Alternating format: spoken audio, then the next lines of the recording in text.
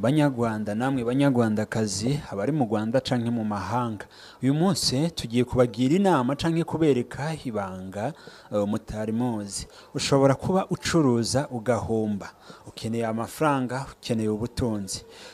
Nguyu muganga gakondo akuremera, agukorera ibitangaza, mbese amafaranga yawe akabasha kunguka mu kanyisase mu gihe gito wewe ukuntu utabitekereza.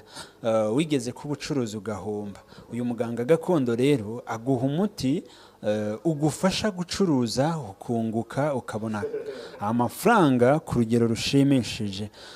Ufise ingwara zidakira, warivuje hose ubura umuti, waragerageje biranga, ariko ndakubwira ngo uno munsi ibibazo byawe bigiye kugira gute? Bigiye gukemuka. Ibi bintu abantu benshi ntibagiye babimenya, ariko no kubwira ngo abamenye uno muganga canke abamuvugishije nibo bagiye bavuga ibigwi vyiwe. Abantu benshi yagiye abafasha mu bibazo bitandukanye, dore ko na nimero ye ngiye kuri screen. Umukeneye biroroshe, waba uri mu Rwanda canke waba uri mu mahanga, ushaka ubutunzi, muvugishe agufashe mu kanya gatoya ibibazo vyawe bikemuke.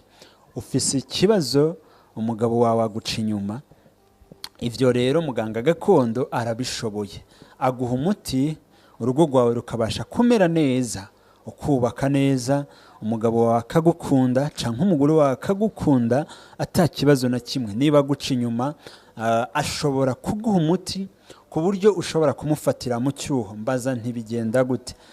Ugana muganga gakondo, nimero ye ngiye kuri screen zanyu muri kuyireba. Ashobora kuguha umuti ku buryo niba umugabo wawe cyangwa umugore wawe aguca inyuma, ushobora kumuganaho, ushobora kumugeraho bidatinze ukamufatira mu cyaha. Ufise ikibazo gitandukanye, ugwaye ingwara idakira, waragerageje kwivuza hirya no hino, harabagiye bakubeshya bakurira amafaranga yawe. Va kuri ibyo rero. Uyu muganga gakondo atandukanye n'abandi bose, ndavuze ngo bose wigeze kubona cyangwa kumva. Aguha amafaranga, ikibazo cyawe akagikemura. Niba ukeneye ubutunzi, ndavuze ngo niba ukeneye iki? Niba ukeneye ubutunzi, va muri vya bindi bagiye bababesha.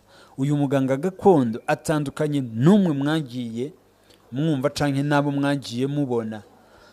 Yafashije benshi, tutogaruka tuvuga hano. Ndazi ko nawe numuvugisha canke ukamuhamagara, ikibazo cawe kizokemuka mu mwanya muto. Ikindi kandi uzonagaruka unamushimira, uvuga uti warakoze, wambaye hafi.